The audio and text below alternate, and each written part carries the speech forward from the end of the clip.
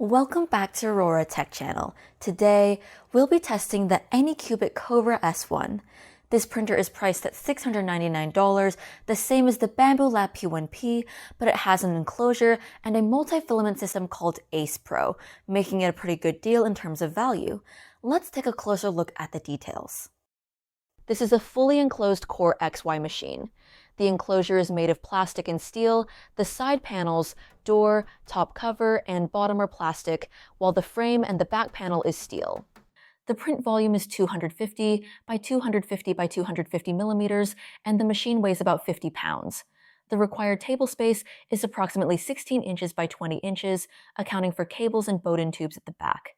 In terms of height, the machine itself requires about 22 inches when the screen is upright. With the Ace Pro mounted on top, the total height increases to about 28 inches, and if you want to fully open it for filament changing, you'll need 36 inches of vertical clearance.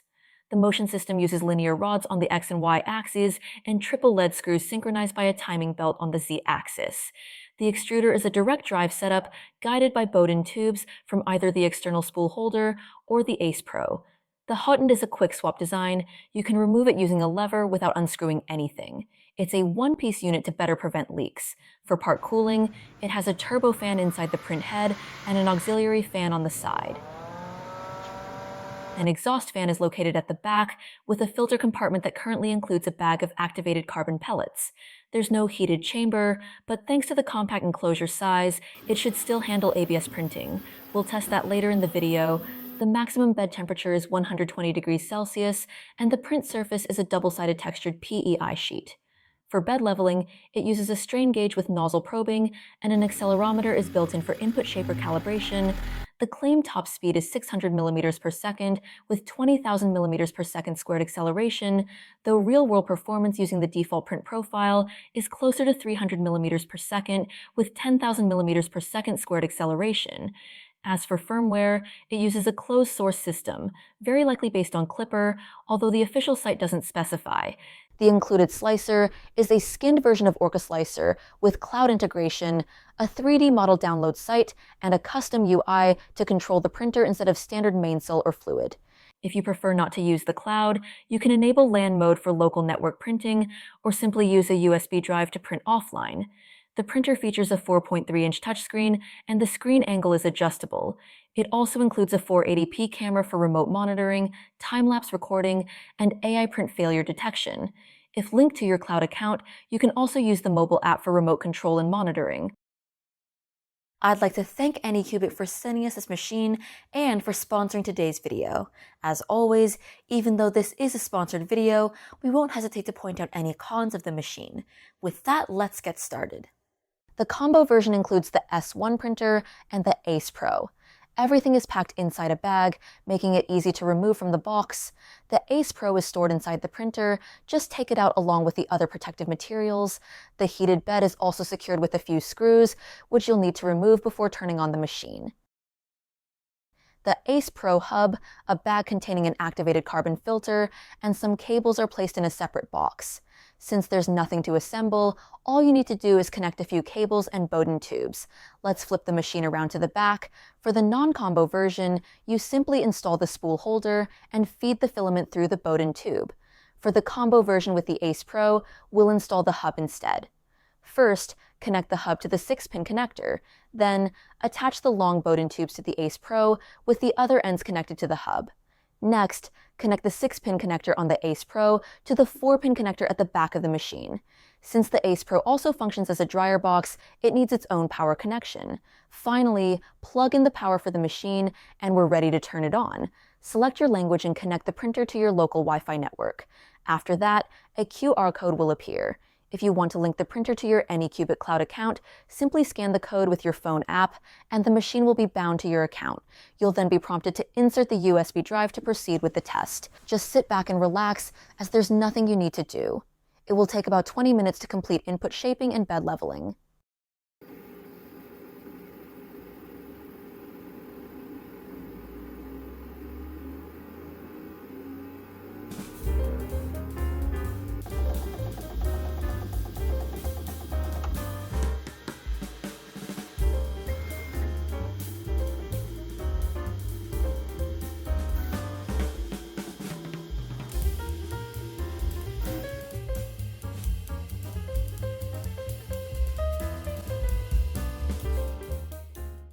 Once that's done, I'll update the machine to the latest firmware.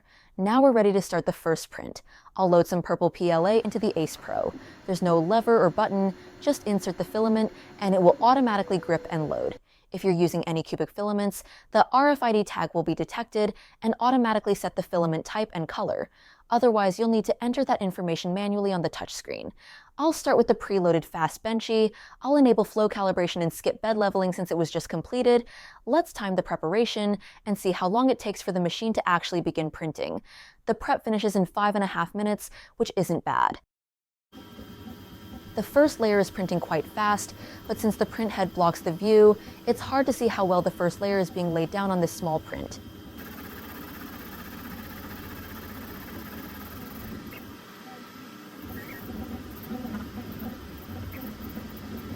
The infill percentage appears to be very low, probably around 10% with lightning infill. I'll let it continue until it reaches full speed, then do a sound test.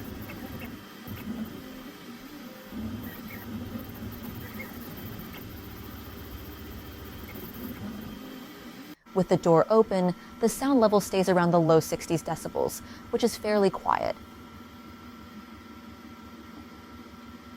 Once the machine is fully enclosed, it drops by a few more decibels, not dramatically, but it stays in the mid to low 50s, occasionally peaking into the high 50s.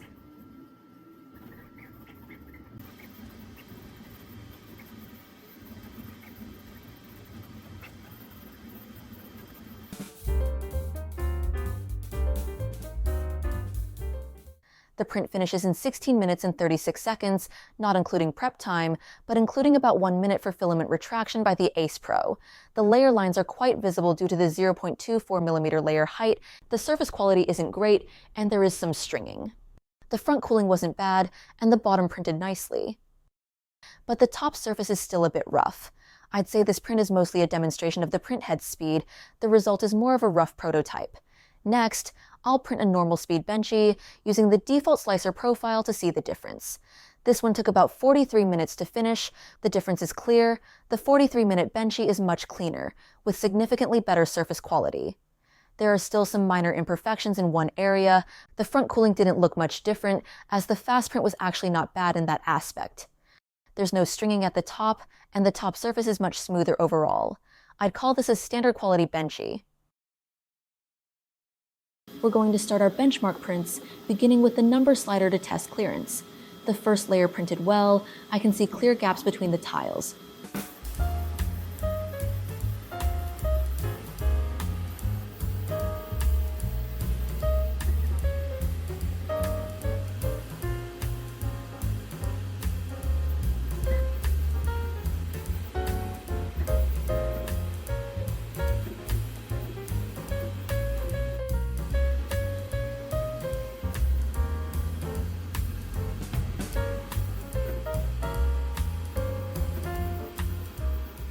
The print finished in 2 hours and 50 minutes, which is about average among the latest generation machines. The top looks fine with minimal stringing, the bottom adhered perfectly to the textured sheet, and all tiles can move freely. Next, I'll print the mini Honeycomb box to test the extruder's retraction performance.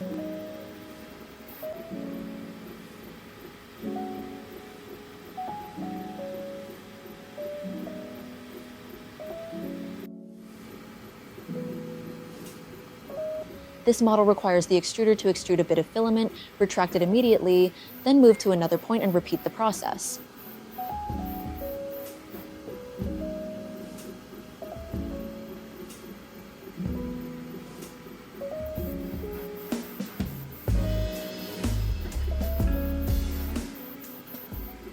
The print finishes in 2 hours, 3 minutes.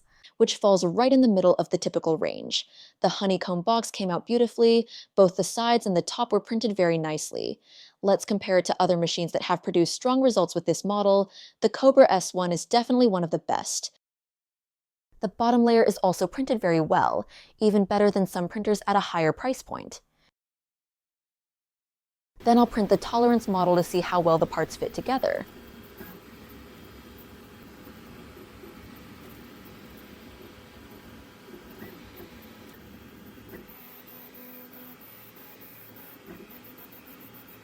This one finished in 1 hour and 18 minutes, again an average time. On the square side, it clears up to 0.05 millimeters, and surprisingly, it also partially clears the 0.00 millimeters tolerance, suggesting slight under-extrusion.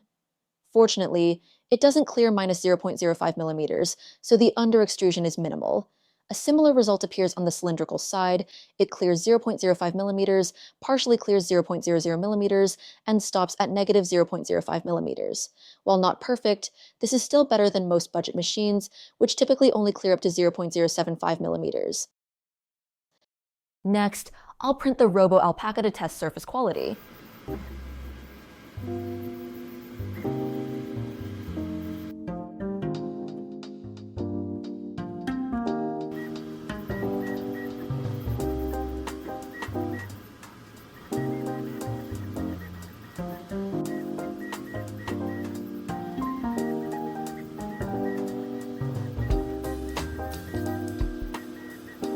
In the middle section of the print head has more room to accelerate. It prints much faster. The print took 4 hours and 15 minutes to complete, which is on the faster end of the typical 4.5 to 5 hour range for current-gen printers. The print quality is decent. Let's take a look from all 4 angles and compare it to other machines. Compared to the Creality K1C, the Kobra S1 is slightly faster, but the surface quality of the K1C is a little better. Compared to the Prusa Core 1, the Kobra S1 is faster, though the Core 1 surface finish is slightly superior. Compared to the Chitu Q1 Pro, the print time is almost identical, but the Kobra S1 delivers better surface quality. Compared to the Bamboo Lab X1 Carbon, the X1C is a bit faster and also produces better surface quality. Compared to the Sovol SV08, the SV08 is significantly faster, but the Kobra S1 has better surface finish. Before moving on to testing other materials, I'll print a PLA sheet to check first layer consistency.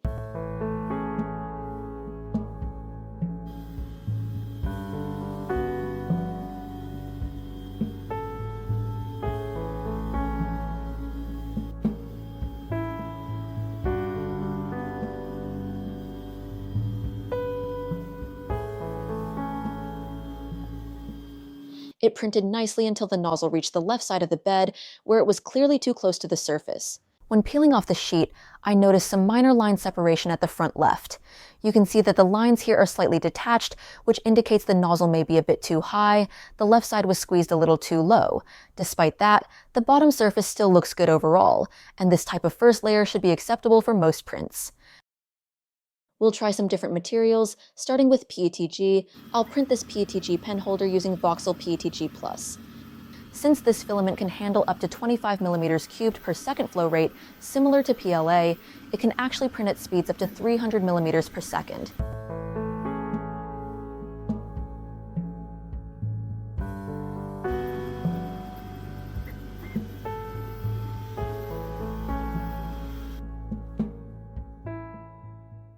The print finishes in 2 hours and 48 minutes, which is faster than the average 3.5 hours.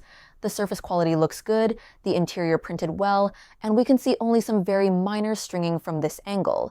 The bottom also came out nicely. Next, I'll try printing with ABS. Since this printer has a compact enclosure, I expect it to perform well even without a heated chamber. The PEI sheet also provides good adhesion, so I'll attempt to print ABS without glue and see how it turns out.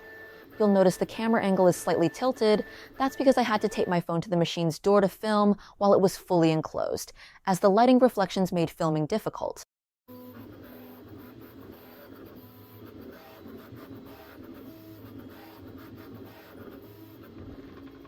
Toward the end of the print, I simply opened the door and filmed from my usual setup. The print finishes in 2 hours and 18 minutes, and it turned out beautifully. There was no warping at the corners, only the slightly overhanging edges showed minor flaws due to minimal part cooling while printing ABS. The sides also look great, with no layer cracking, and the bottom adhered very well. I'll also test TPU. When printing TPU, we can't use the multi-filament system and have to switch to the external spool holder. The default profile sets the volumetric speed of TPU at 3.2 millimeters cubed per second, which caps the print speed at around 40 millimeters per second.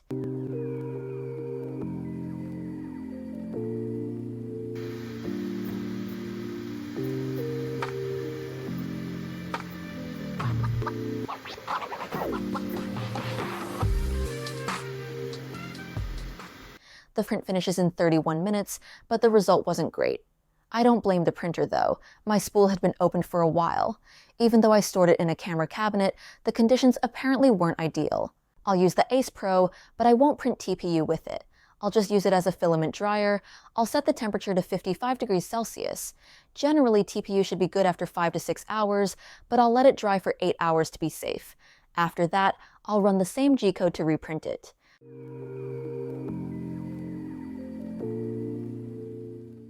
Comparing the two prints side by side, the surface quality is slightly improved. The original wasn't bad, but the difference is more noticeable on the inside.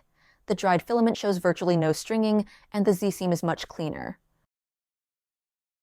Let's move on to multicolor printing.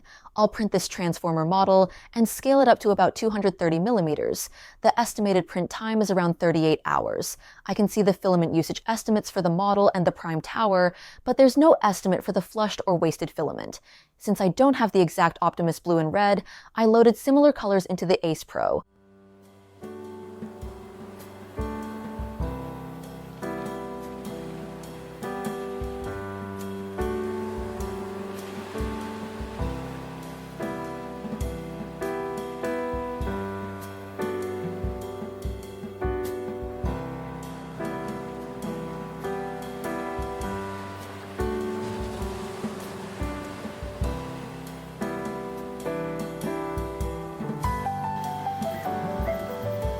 Let's time how long a filament change and flush cycle takes.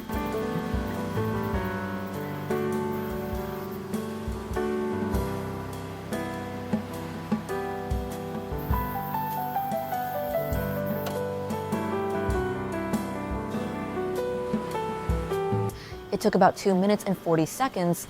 The slicer estimated roughly 600 filament changes for this model, so the total time spent just on filament changes will be close to 25 hours.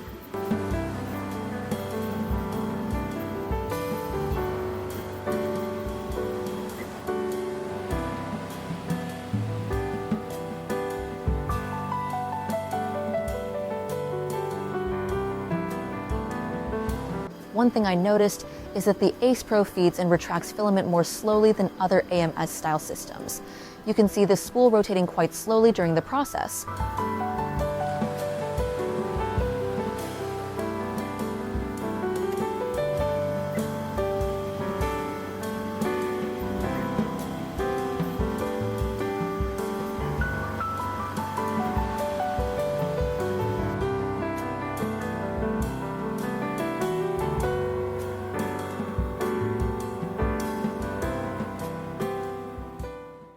The print finished in 34 hours and 40 minutes, which is about 3 hours faster than the estimated 37 hours and 46 minutes. The model itself weighs around 200 grams, and the prime tower weighs 22 grams, both of which align with the slicer's estimates. The total filament waste is about 370 grams. The final result is beautifully printed, and yes, the model transforms exactly as intended. Next, I printed a pair of Vegeta models simultaneously.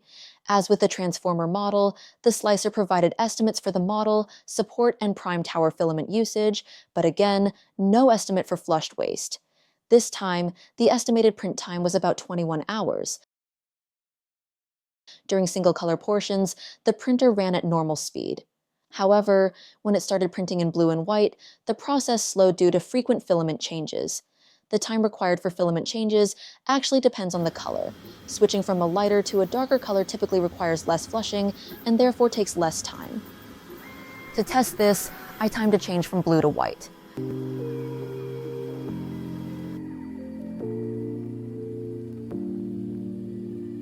It took about 2 minutes and 14 seconds, around 30 seconds faster than in the previous print. On average, I'd say each color change takes approximately 2.5 minutes.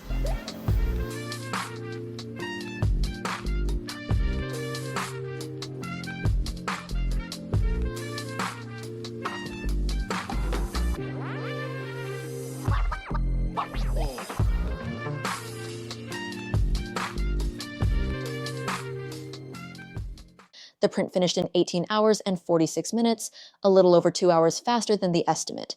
As for the weight, The model itself is 74 grams, the prime tower is 25 grams, and the filament waste is 231 grams.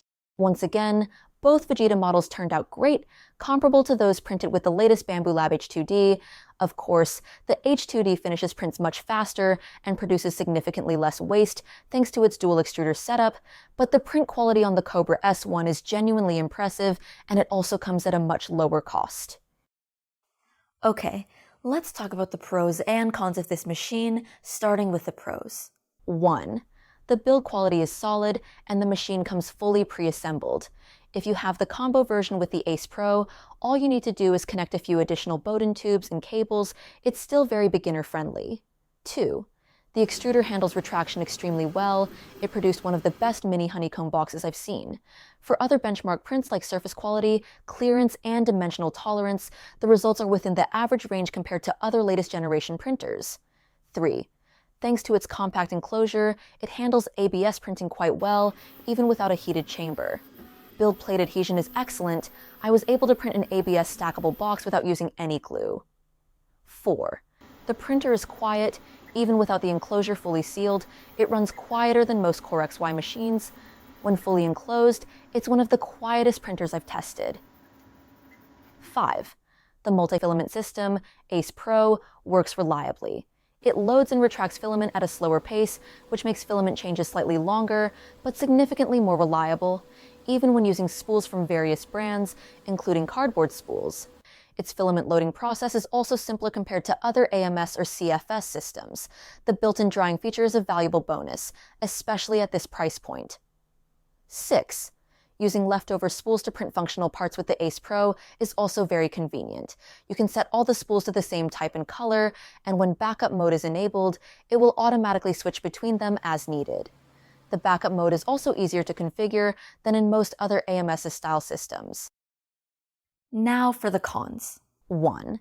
The bed leveling isn't perfect, but it's still decent and should be good enough for most prints. However, since I test the first layer PLA sheet on every printer, I do expect the next firmware update to improve it further. 2. AI camera trigger false alarm, which is normal. Even Bamboo Lab machine does that all the time. However, once AI detection was selected when I sent the print, I can't see any button on the touchscreen to disable it during mid-print. After it kept pausing my print for a few times, I just taped the camera, or my print couldn't finish. 3. Some smaller details could definitely be improved. For example, while the printer supports a maximum nozzle temperature of 320 degrees Celsius and a heated bed up to 120 degrees Celsius, it only comes with a brass nozzle. This limits its ability to print with fiber-reinforced filaments.